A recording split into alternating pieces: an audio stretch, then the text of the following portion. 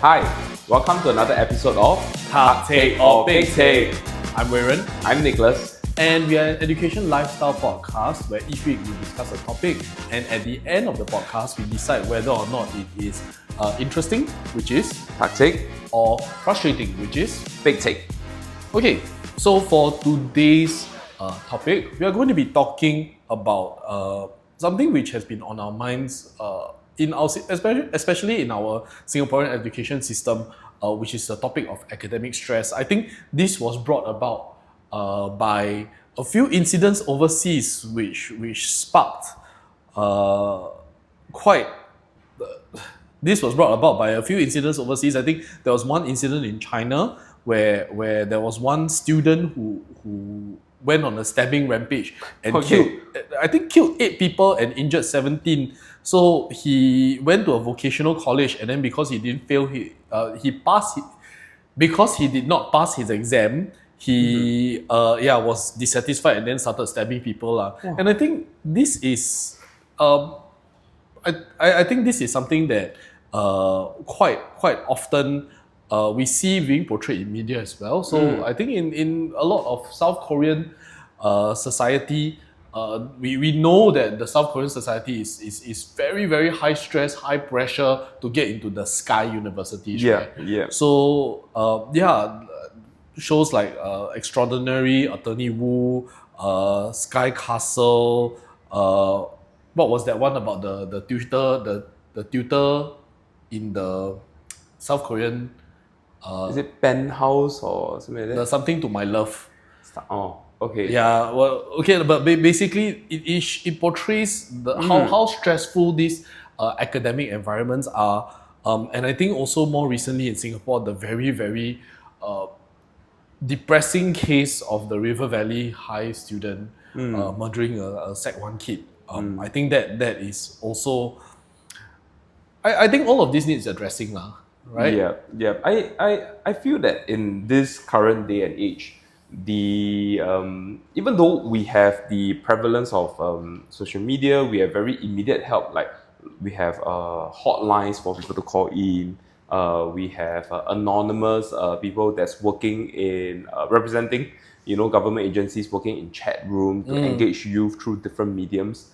I do once again reckon that it's a very, this is a very Singaporean, or is it a very Asian kind of a culture that mental stress, mental distress, I would say, is a very less talk about item. Like it is borderline shameful to talk about this. You will. And I think that society still doesn't have a very well enough understanding of, everyone is okay with physical health and physical resilience and all. But when it comes to mental health, I think things that you can't feel, that's not tangible, it often, people just brush it off and think that it's just one of those episodes. So it's not being addressed enough, and not sufficient help is actually given enough to that.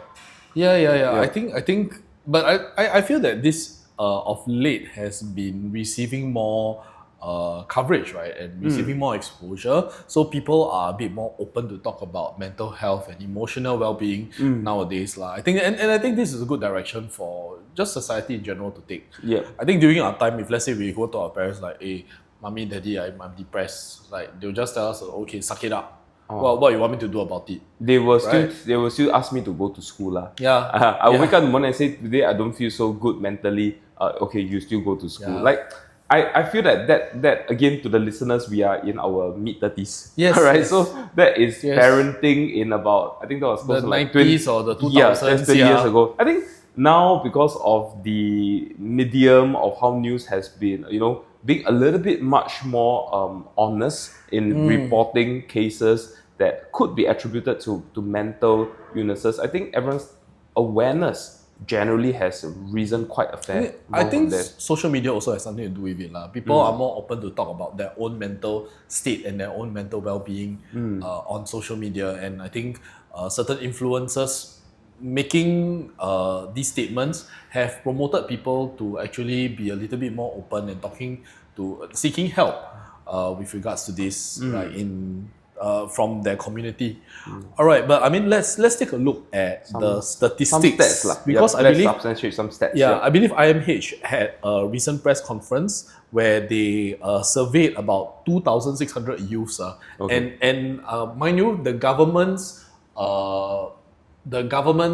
definition of youth is anyone between 15 all the way to 35 years old.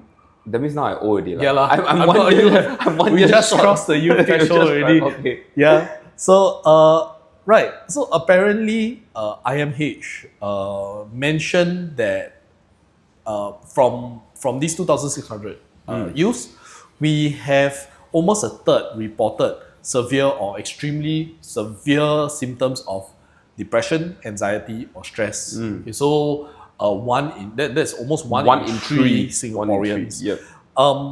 We have 1 in 7 youths experiencing depression or extremely severe depression in the past week before the survey was conducted. Okay.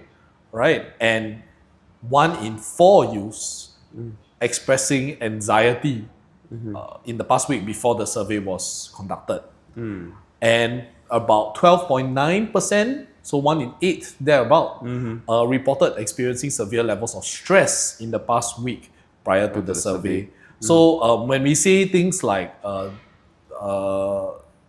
depression, right, it just means like the general feeling of sadness, general lack of motivation to get up and then do your work or studies. And when we say anxiety, this includes feelings of feeling worried, tense, and restlessness, as well as stress, which includes the feeling of being unable to relax or feeling upset and irritable most of the time. Maybe I'll take this as a segue and really just to explain to the listeners in a biological standpoint in terms of what stress really is. So I want all of us to really imagine that stress in ancient primitive time, we're talking about millions of years ago when, you know, we are still like the Neanderthals, there's like saber-tooth and the woolly mammoth running around. Stress is actually a biological instinct for us to fight or to flee from certain dangerous situation. Now, you can imagine that in those millions of years ago, no one actually cares about what people is talking to me on social media. There's no phone at all. So it's either you are eaten or you are going to be chasing after the prey. So in this particular biological pathway itself, when we are facing with a stressful situation, which is more likely to be a dangerous situation, our body, our brain particularly, release this particular hormone known as cortisol. Now, cortisol itself is actually a stress hormone, and with it, it has a very intricate nature and relationship with something I think you've definitely heard of it. It's called adrenaline. So adrenaline prepares our body through fight or flight. So I don't want to get too technical over here, but basically your muscles are more warmed up. It's being flushed with oxygenated blood. You're ready to, just explode in strength or ready to run away from a certain kind of danger or ready to engage your food itself for the dinner table that night. However, now in the case where the fight is over or you have successfully flee away from the situation, the cortisol level will drop and the adrenaline level will drop. So with that, it brings you back to baseline, everything's back to normal. But if you think about in today's day, all right, there has been research that shows that we are under continuous stress, but the stressor doesn't goes away. Now, because the stressor doesn't goes away, adrenaline is being released, cortisol is being released, but there is no such signal, biological signal that's being sent to the brain to say like, hey, dude, you're done. All right, you can stop this cortisol adrenaline pathway. Well, I suppose last time, long time ago, during the caveman era, it was always like the tiger that was chasing you versus now it's the boss who is always behind you and always chasing you, right? And because of that continuous exposure to cortisol and adrenaline, your body starts to develop what we call as subclinical depressive states. All right, so sounds a bit chim lah. Okay, maybe you make a guess what's the meaning of this word. All right, you will start to go into what we call as an anhedonistic state. So hedonia is a root word for pleasure. Yeah. So anhedonistic is opposite. Yes, you now start to not find pleasure in anything at all. So that are very clear, lead up towards the full-blown clinical depression itself from there. And I think you can also watch through, there are still a lot of other substance abuse that's going around here. The prevalence of substance abuse, we are talking about things like vaping, smoking. I think this is a totally whole different podcast on the whole penetrance of vaping into youth, the illegal use of that. All right, and we can't also rule out adverse childhood experiences. All right, I will share. I don't think this is a contributing factor to me feeling depressive. All right, but my mother was a very harsh parent.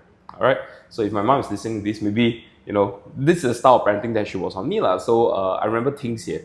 All right, if I get 90 out of 100 for things here, I will really get severely punished. All right, not the kind that knew on durian shells in front of the ancestral tablet, that kind of thing lah. But I will be admonished. You never try your best. But when I do get 100 out of 100, all right, she will say that you are lucky. And then she say you need to do this a few more times. Then I know that you are really good from that. So it kind of like lands into the whole impact of me wanting to be better to please her. And it's a continuous loop, because once she knows I'm capable of this particular threshold, she said that, oh no, now this is not good enough for me already. The meter just get higher. You need to do a little bit better. I think all these old school Chinese parents always believe that, like in Chinese, you 不能吹牛, right? You cannot blow your own horn, right? Correct. So humility, humility. Even if let's say you do well, you're not allowed to say that you do well. Correct. To them. So I remember I also have a similar story where I remember when I was training for my PSLE, because naturally I'm a very careless person. Like till this day, I will also tell my students I am a very careless person. So my dad, I remember, used to sit beside me, and I would do the assessment books, the math assessment books.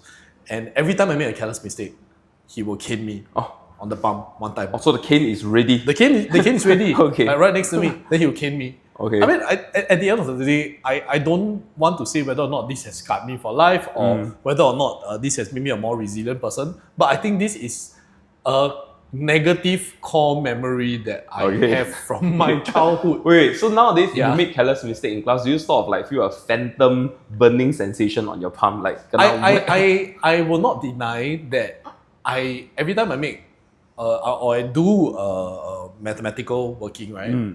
At the end of the day, I'm a math teacher, so I don't know whether or not this has had any effect on how efficient I am at doing math now. But I always assume the first time I do is wrong. Okay. I always assume that I'm wrong first, then I will check and double check and double check and double check. Okay. Yeah. So that is, I don't know if that is some sort of PTSD from that time. I can only imagine the kind of draining kind of effect on you when you think that whatever you do for the first time is always wrong. Yeah, I mean, I'm used to it now. It's like the Hulk, right? He's always angry. Yeah, but most of our students will always think that checking their work there after that is difficult, because they will assume that they're correct, and because you come with tinted lenses, tinted kind of mentality to check your work, then you will naturally think, no lah, I'm fine itself from there. So the thing is, this is the reason why I believe that I'm better at math now, because I always assume that I'm wrong. I know generally what kind of mistakes I will tend to make. And because I know what kind of mistakes I tend to make, like for example, if the working is very tedious, I realize that, over here I have the potential to make a plus or minus error. So maybe the minus I didn't copy down properly, or the plus I didn't, or maybe some things when in algebra, like you didn't like collect together properly. Correct. So over time, and I encourage my students to do this, like make mistakes and try to learn from your mistakes, and try to understand what kind of mistakes do you often make and where. But this is the thing I want to pivot and let you know that making mistakes in an academic nature is pretty safe. I think you sort of have like a very guarded area, safe area to make mistakes, but making mistakes socially, whether it's deliberate or accidentally, usually in our day and age here, could actually leads to the whole idea of cyberbullying itself from there. So back in the days, I was a kid with a very rotten shape, like very big and fat. People will say you fat. I still remember once in JC I was having rugby. After the training, I vomited at the field. Alright, I think you weren't there, like you're 1 year my senior, you weren't there. I was vomiting on the field. So my team captain came up to me. I vividly, to today, I still remember, that's how much impact it has on me, and said that, hey, look, because I was big, he said, Nicholas is having an oil spill. Yeah, so I mean, he might meant it, it's a very boy sport kind of thing, but I mean, I just laugh it off. But these are things that you carry on and you remember from that. But those are still in a physical space. It's very limited to the people in the vicinity. But if this was placed into a social media kind of environment, then the spread, So I believe like last time when let's say you were bullied physically in school, I think because you don't have social media, at the very least, once you leave school, like the bullying stops. And at the very least, your home is a safe space. For most people out there, I'm not saying that I believe that there are some people for whom home is not a safe space either. Okay, but yeah, I believe for most people, at the very least, when you go home, in the absence of social media, like during that time at least, it was safe. Yeah, but I think during that time it was only like, did we even have Facebook then? I think it was Friendster, is it? No, I think Friendster came out when I was in NS. It was, sorry, not Friendster. Friendster came out around secondary school time for me. So maybe in the early 2000s. Facebook was only during my NS time. Yeah, that was Facebook was during 2012, 2013. Yeah. But even then, social media wasn't on things like your phones. Like you don't have it all the time with you. So now cyberbullying is where the Wi-Fi or the 5G data can reach you, and then that's where social media will always be. So and you always have it on you, right? It's always in your phone. You're always taking up your phone. You're always getting a notification there. So it's all pervasive. So I think the IMH report did highlight several different factors, prime factors that were reported by the 2,600 respondents. And the number one thing that came up was social media use. So, of course, I think this is something that nobody can ignore, and everybody sees it nowadays. Social media is so prevalent and so all pervasive, that it can be a force for good, but it can also be a force for bad. I think every day when people and students, especially impressionable teenagers, are being fed the lives of like influencers, or when they share their posts, their friends can see and judge them as well. I think I'm not sure how much of this does it start to be before it starts to become unhealthy lah. Body shape is also quite a big concept. Yes, so you did mention that you yourself were a bit more obese. Okay. So of the second factor that was reported, the second highest factor, about 20.2% of youths did mention that body shape was a concern and was a stressor. Amongst the respondents, of course, younger women seem to be more susceptible to this.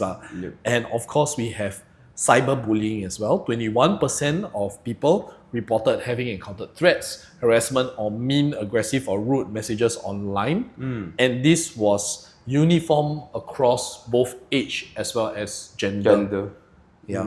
So finally, we have other factors, what you mentioned just now: vaping, smoking, or adverse childhood experiences. And I mean, how can we also not talk about all the sensational news headline on in-school bullying? The actual bullying, right? So I think quote unquote itself, I still remember there was a girl, was it a Sec 1 girl, that met up with her friends, or was it the bully after school, and then she got a hit on her face till her eardrum actually ruptured.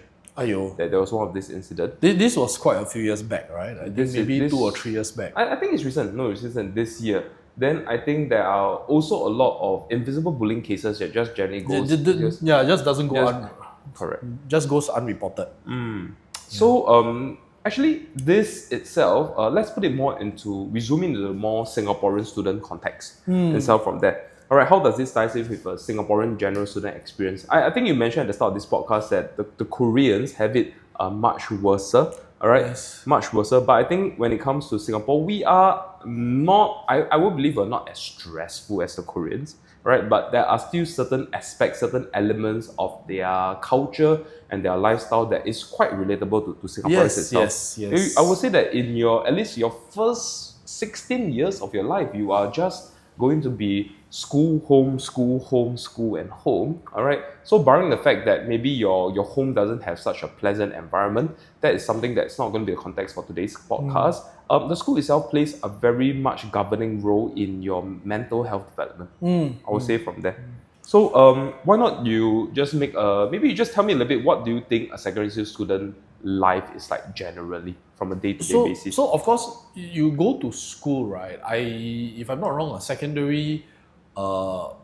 secondary school student's lessons end, if I'm not wrong, 1+1:30 plus. But if you're upper sec, I do believe lessons can stretch all the way to 3+. 3+. And then Yep. after that, there are also like CCAs and remedials. So by the time you get home, I believe it's like 4 or 5 or 6 o'clock even. So I remember that there are some CCAs like for example, my school, famous for band, right? Every day leading up to SYF, they'll be training until 7 o'clock every day. So you imagine if you are released at 7 o'clock every day, you take about half an hour to get home. By the time you get home already by 7:30, and then you eat dinner, that will be 8 o'clock. So you don't have time to unwind and at least de-stress, And we're still talking about the need to submit your tutorials on time. Yeah, so can you imagine, you got stress, you got a test the next day, you have to complete all your homework, your assignments the next day, and for some students, even worse, they also have to go to tuition. So I think students nowadays, I feel that they have less time compared to But contrary to what you mentioned, even with the limited amount of me time that they have, just before they sleep, I think they will actually borrow into tomorrow's hours to start to not want to sleep, to extend their me time, and they will probably be using their cell phones for social media. There. So it's not me time either, right? It's just like social media time. Yes, and again, if social media is all and good, if let's say you're watching some ASMR video, if you're watching some cooking video, you're watching your favorite podcaster, maybe listening to us talk. All right, but again, what if the content that you're being exposed to is too stimulating? And even worse, what if there is you tuning in underneath the blanket to the cyberbullying that's probably happening to someone or happening to you? And I think sometimes it is very difficult to disconnect from cyberbullying, right? Like once you start being once people start talking bad about you, you start becoming more conscious, like, oh, okay, what are they saying about me? And then you start looking even more, and then start thinking even more about it. Yes. So I can see how it becomes a very vicious cycle emotionally. Yeah, and also the whole idea of stretching your me time into using tomorrow's hours. And I think we mentioned about this in some podcasts before, sleep deprivation is going to come in. I think as parents, we definitely do this, right? I do it. I do it. And I am... Why we can say this so fluently is because we are guilty of doing it as well from there. So I feel like this is not perhaps the best platform to mention, but I think that when we wake up the next day feeling groggy, feeling tired, and if our kid were just to ask us an innocent question, we could just construe it as something of an irritant, and then we might blow our top itself from there. So even as adults, the level of self-control that we can exert, all right, it will still make us lose our top, blow our top when our kids is just being innocently asking us for a favor. So can you imagine that if you are students of this 15 to 35, maybe more around the 15 plus years old age, I think the degree of self-control will be much lesser. And then this will lead to very impulsive or perhaps compulsive behavior itself from there. And I feel also, and I'm guilty for that, is that if I have something that I want to serve, I want to watch YouTube, I want to use social media, I want to play game and everything, I tend to neglect something that is very beneficial for us, which is physical exertion or exercise. It's not from that. You feel better generally when you feel better generally, and you lose right? your muscles, so you get a little bit less tense, and I think usually you sleep a little bit better. But of course, don't exercise too close to your bedtime, because I think there should be interval from there. So I think anecdotally, we have been in this line for quite fairly long, and we are not going to say that all students are run off the mill, they are good, mentally resilient. Or we do have students who are very honest with us with their mental health journey, and the parents who are sometimes also the parents will also tell us. The parents will tell us so that we can keep an eye on the child, and also to temper our expectation in terms Yeah. of what we hope to get out from the kids itself. Not going to do any name drop over here or any doxing or anything, but maybe you can share with us, the viewers, I or think the I think listeners. I have had parents who have told me before that their child engages in self-harm. So when you look at the student also, you can see like little like healed over scars lah. And I think definitely for me as a tutor, I know that there's only so much I can do. But at the very least, I will try to ask the parent like, oh, okay, what are possible stressors for this particular student? Is there anything I should take note of? And then if let's say the parent does tell me, I'll try to avoid like whatever topic that might trigger. But sometimes it's not just a certain topic, right? Sometimes it's just a general, all-encompassing stress.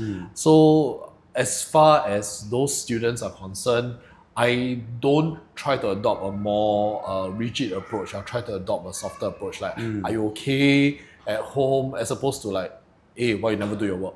You know? So different approaches, I believe, will have to work for different students. And I think there are some students also over the course of their time with us, the parent also reveal that they take medication for depression, right? So if let's say they need time off, I will usually say like, oh, okay, yeah, why don't you take the day off? You'll try to replace another day when you're feeling a little bit better. And I believe also we've had students who have been through like traumatic experiences as well. Like I believe we've had, I think more than one student, a parent passed away. Okay, I mean, for I think a few of these students, we've actually taken the effort to send wreaths over to the wake. I think for a few of these students whom we are closer to, we actually go down to the wake itself, right? So yeah, these are the experiences that we have had. Do you have anything else to add? I do have definitely my fair share of students that comes with a certain degree of mental health background. All right. I think by and far, I'll be honest over here. I am a trained educator, but I won't say that I am particularly well trained in being handling kids or students that comes with these mental issues and all. But I am going to say that I try my very best to be mindful. But there is a certain degree of mindfulness before it pass over to the part of you being too oversensitive. Yeah. So let me give you an example over here. So let's say I have a student who's, let's say maybe the trigger point is a body image trigger point. Okay, so let's say I'm doing biology itself from there. And this sounds a bit ridiculous, but in biology, fat, F-A-T, all right, is a biological molecule. I will avoid using the word fat in class. Because lipids. I will say lipids. And you won't particularly, I mean, if you are trying to say that someone is a little bit more on the overweight part, you won't say that you look lipidy. You won't say that. So I will try to say fat, but lipids. But the issue here is that if I'm going to talk about digestion, I can't avoid the word fatty acids. All right, and I know. Back in our days, I don't know, is it still prevalent now? When someone is obese, you will use a derogatory term like, you're such a fatty. You know, kind of things. Yeah, so there is a certain degree of how tactful I can be in class, and before eventually it will affect the context of how I can deliver a lessons sensitively. But I will always tell the kid, of course, on an offline setting, or maybe when it's just me and the kid itself, that whatever conditions that you have, your parents have told me. Okay, so I will work with you. No one in the class needs to know about your condition. You are as normal as anyone else is in the class.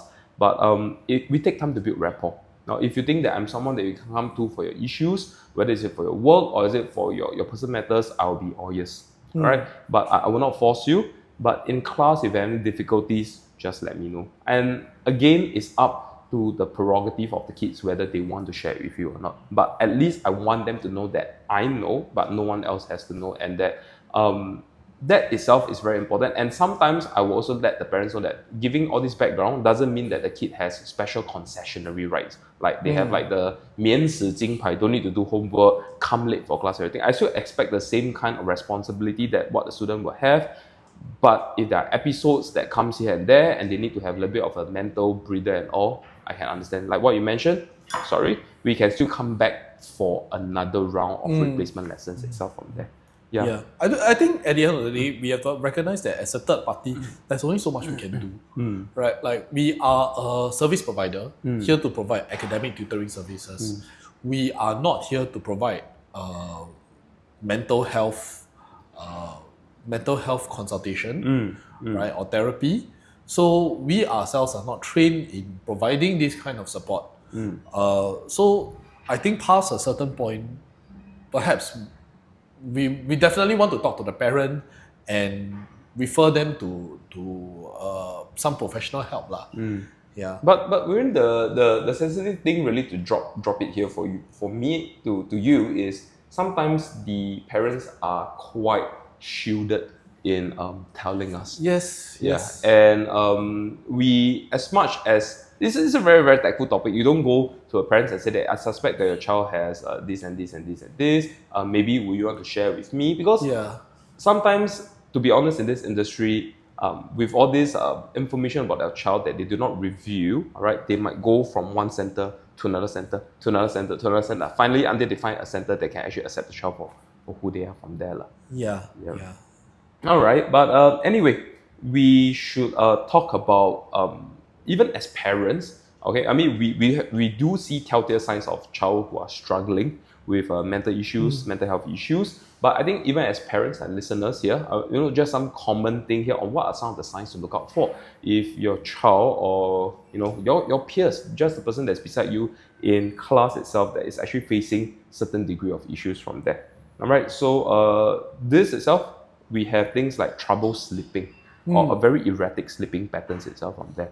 Now, I have friends, this personal peers of myself, that is having a clinical depression.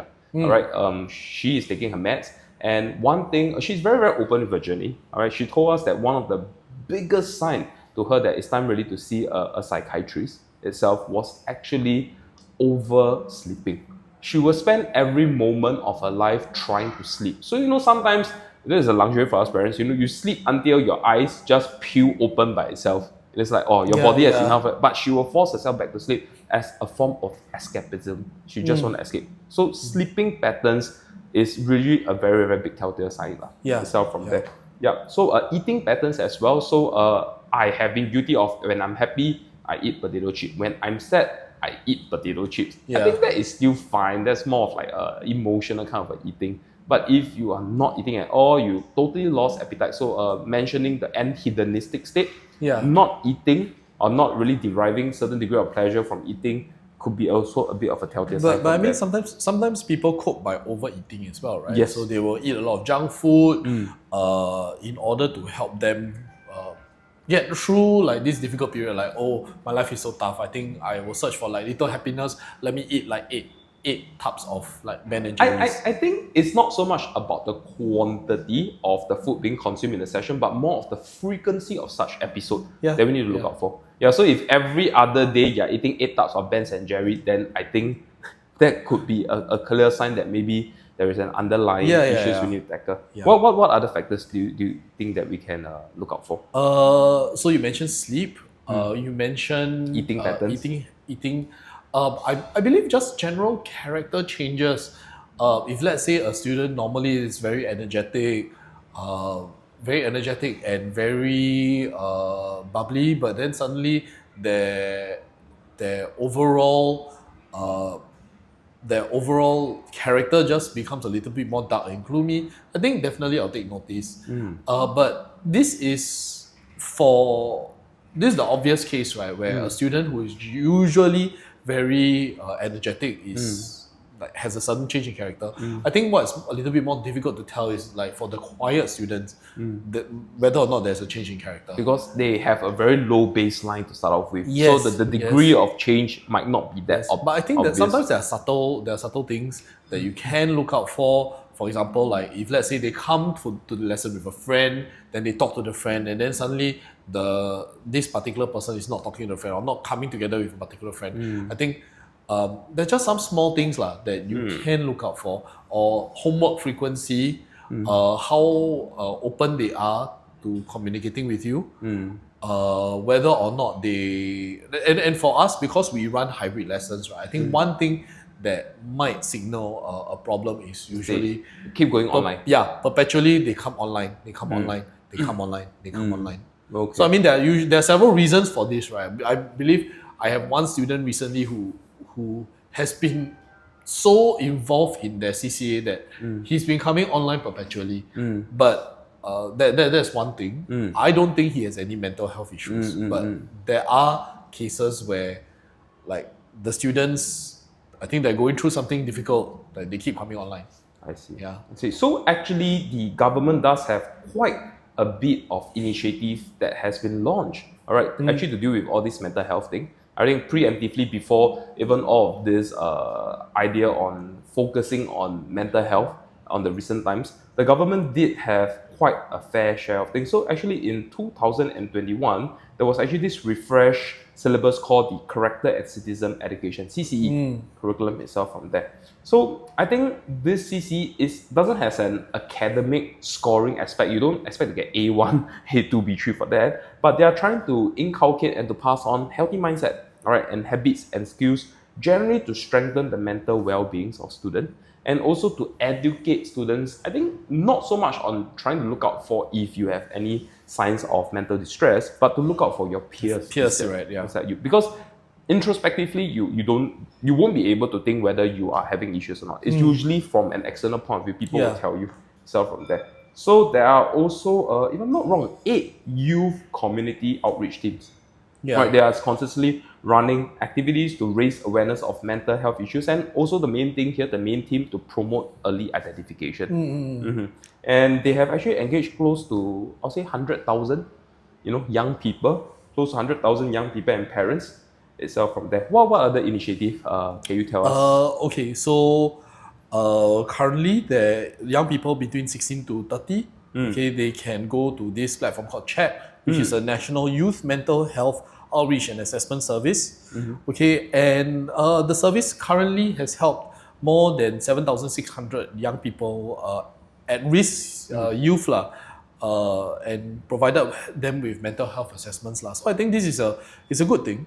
Now, we also have They have an online equivalent of it, right? yeah, so they have this online equivalent called web chat, okay, to provide real-time counseling health for mental health concerns. So this is like what we mentioned, the whole idea of it's a stigma to really go and like ask for help physically. So by having more anonymous medium, all right, it will actually encourage people to reach out without the fear of their identity being leaked out. Yes. From there. Yeah. So in the future itself, I think we do also have in around 2025, that's going to be the first half of next year, there has been a guide. Okay, I call this as being technologically hygienic, all right? Inculcating healthy usage of devices, all right? So parents will actually be taught, all right? And also kids can also be taught on how to make sure that they have sort of like a ring fencing kind of a system. Like you don't overuse excessively, and what the kind of medium that is age appropriate itself from there. Yep. So we also have a toolbox for parents, all right, that is going to be launched by MOE, that they have been working with the Ministry of Social and Family Development and also Health Promotion Board. All right, same thing. All right, the theme is always the same, making sure that we are still valuing parents-child communication. At the tables, we try to have a little bit of a tech hygiene. You keep your cell phones, you engage in meaningful conversation with the child. It's difficult. It's difficult, but just trying to reinforce why this kind of relationship, all right, even on dining tables, is actually very important itself from that. Because I think at a young age, you will understand that you are like your kid, radical in terms of what they should do, what they should not do. So how we behave in front of them does have very far-reaching effects on their behavior. Additionally, we have the National Mental Health Helpline, which is supposed to be help. It's not just a helpline, a calling helpline. There's also a text line that will be operational by mid 2025 to provide a listening ear, okay, counseling, brief counseling, and if let's say extensive help or long-term help is required, they will be referred to the relevant mental health services lah. Yeah, and we have a new National Mental Health Office comprising of officers from the MOH and the MSF, which is the Ministry of Social and Family Development, and Ministry of Education will be fully established by 2025, and it will oversee implementation of this strategy and future mental health care developments lah. And there is also the increment in the hiring of public sector psychiatrists and psychologists.